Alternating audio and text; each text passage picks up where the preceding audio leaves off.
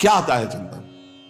पहला चिंतन, अगर पहला चिंतन प्रभु है तो शरणागति पुष्ट हो रही। सो के उठे, चल क्या रहा है? अगर प्रभु नहीं तो अभी शरणागति नहीं। पहला लक्षण।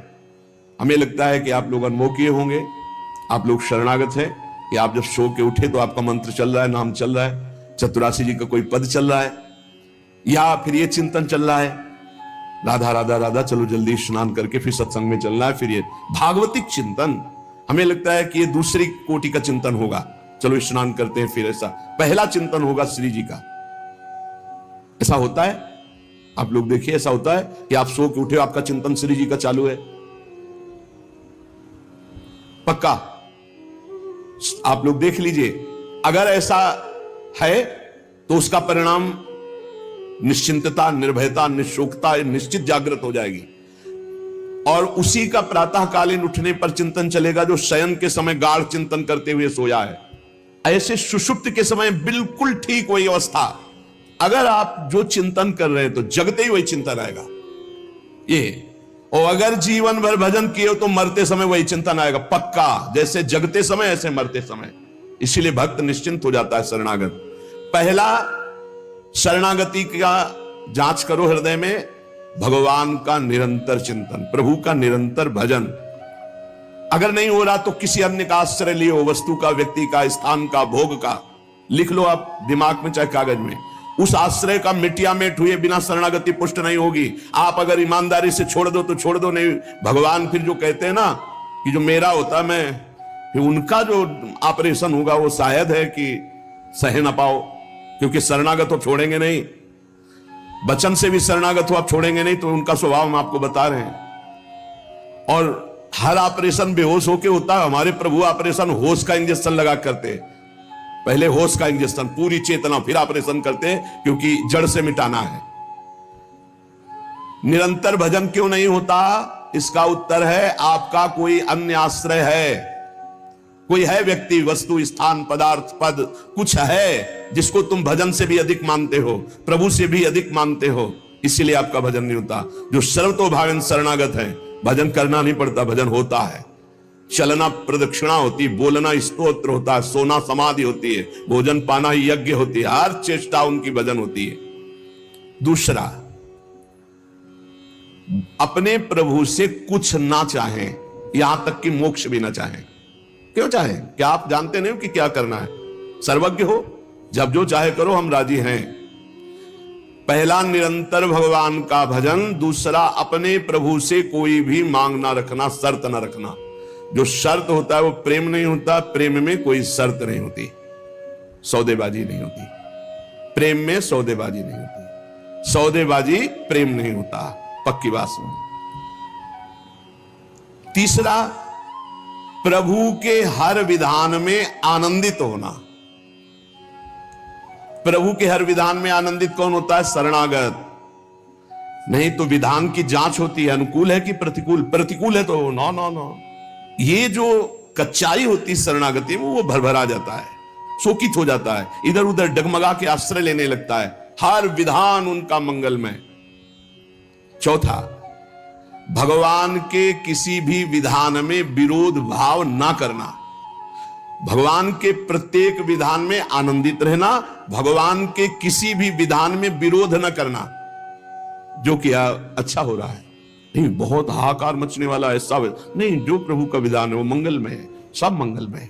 चार बातें शरणागति में आती, निरंतर भजन, किसी भी तरह की भगवान से कोई शर्त चाह नहीं, उनके हर विधान में आनंदित रहना, भगवान के विधान को प्रतिकूल मान करके विरोध भाव नाना, विपरीत भावना नाना, विरोध भाव नाना, विपरीत भावना नाना। अब निश्चिंत हो जाओ, तुम्हारी जिम्मेवारी श्री भगवान ने ले ली, शरणागत हो। अब तुम्हें किसी भी तरह का दुख आवे तो उबना नहीं है, वो सुख है, दुख रूप लेके आ रहा है। जैसे माया दुख भेजती सुख रूप में, पार्सल में ऊपर लिखा होता है सुख, और जब खोलो अंदर तो होता है दुख।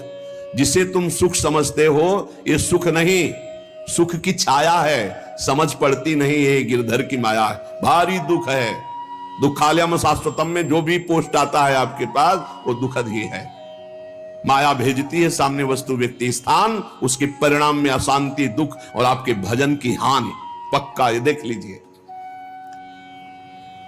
जन्म भर भगवान के साथ अर्जुन जी रहे हर समय, लेकिन गीता का उपदेश प्रारंभ हुआ शिष्यस्ते हम साधिमाम त्वाम प्रपन्नम। प्रपन्न से ही ज्ञान की उत्पत्ति होती है। जो भगवान की शरणागति, उसी से शुद्ध ज्ञान होता है। तब तक भगवान अंदर बैठे हैं, ज्ञान प्रकाशित नहीं करेंगे। जैसे अर्जुन जी के साथ रहते हुए गीता का उपदेश कब दिया? जब अर्जुन जी ने कहा शिष्यस्ते हम साधिमाम त्वाम प्रपन्नम, मैं आपका शिष्य हूं, आपका शरणागत हूं, आप मुझे ज्ञान। भगवान गीता जी, ज्ञान का फल क्या हुआ? बोले नष्टो मोह स्मृतिर्लब्धा तत्प्रसादान्मयाच्युता। मोह का नाश हो गया, स्मृति जागृत हो गई आपके कृपा प्रसाद से, हे गोविंद, हे अच्युत। तो इसी प्रकार हमारे अंदर भी सब ज्ञान जागृत हो जाएगा, पहले हम भगवान की शरणागत हो। त्वाम प्रपन्नम, भगवान का सर्व समर्पण भाव ही सब दिव्यताएं जागृत करता है। भगवान के प्रति जितना समर्पित होते जाओगे उतने दिव्य ज्ञान होता चला जाएगा, और जो चीजें आपकी दुर्गति कराने वाली हैं वो सब भस्म होती चली जाएंगी। जब कुछ नष्ट होने लगे तो क्षोभ मत करना, वो नष्ट जरूरी था होना, ये बात दिमाग में बैठा लो। कुछ पकड़े मत रहना, क्योंकि भगवान को जो लगेगा वो हटा देंगे, वो नष्ट कर देंगे। जो वस्तु भगवान नष्ट करे तो जान लो परम मंगल विधान, ये वस्तु हमें भगवत प्राप्ति में बाधा पहुंचा देती, इसलिए भगवान ने उसे नष्ट कर दिया। भगवान को समर्पित वस्तु के नष्ट होने में तुम्हें क्यों जलन हुई? क्योंकि तुमने तो भगवान को अपना सर्वस्व मानकर समर्पित कर दिया। अब तुम्हारे पास अपना कहलाने के लिए सिर्फ भगवान है, और भगवान की सब वस्तु जब जो चाहे हटा ले, जब जो चाहे रख ले। जरा इस पर विचार करो। आप राजी हो शरणागत? आपके पास अपना कहने वाला शब्द केवल भगवान के लिए है, और जो भी कुछ आपके पास है वो सब भगवान का है। वो चाहे अभी बुला ले, चाहे वर्षों रखे, चाहे अभी नष्ट कर ले, चाहे और बढ़ा दे। क्या राजी हो इस बात में शरणागति पर? अंदर से देख लो, तुमने तो दे दिया भगवान को, और तुम्हारा था कब, और वो था कौन, तुम्हें पता है? नहीं पता। इसी अज्ञान का नाश करने के लिए पहले ये बात स्वीकार करो, अपना कहने के लिए हमारे पास अब एक बात रह गई है, प्रभु। हमारे पास जो कुछ है, शरीर, मन, प्राण, आत्मा, परिवार, धन, संपत्ति, सब प्रभु को दे दिया। शुभम तभी वास्तिता। अब जब प्रभु को दे दिया तो जब मन आवे तब ले ले। जैसे हम अपने घर की कोई वस्तु किसी को दे दिया, वो कह रहा है रखे रहो, हम ले लेंगे। अब जब कभी वो ले ले तो ईमानदारी से हमको दुख नहीं होना चाहिए, क्योंकि हमने उसको दे दिया। अब आप देख लीजिए, तुम जो भी करते हो वो मेरे को समर्पित कर दो। एक एक बात समझ लो। यहां यत करो से कहा है, ये करो ऐसा नहीं कहा। तुमसे जो भी हो रहा है तुम भगवान को समर्पित करो। पहला काम ये, हम शरण में जा रहे हैं, सर्वधर्मान परित्यज्य।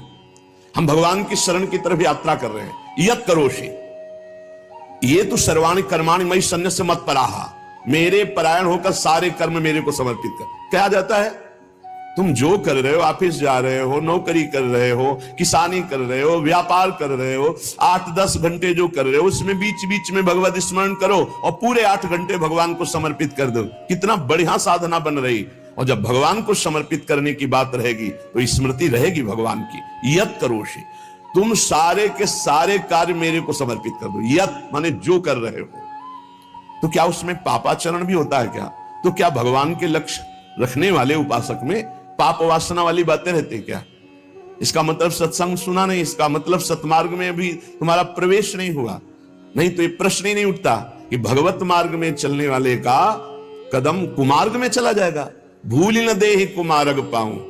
छोटी मोटी अगर कभी कोई त्रुटि गलती हुई तो पश्चाताप की अग्नि में भस्म हो जाता है। वो भगवान को समर्पित गंदे आचरण नहीं करता, वो प्रार्थना करता है, प्रभु ये त्रुटि हो गई हमसे, हे नाथ इसको संभाल दो, मेरे बस की बात नहीं। वो भी इस तरह से प्रार्थना पूर्वक समर्पित है। यत करोषि और यदर्शनासि, जो भी तुम्हारी जिह्वा में, रसेंद्री में जाए, पानी जाए, भोजन जाए, बिना भगवान को अर्पित किए नहीं जाना चाहिए।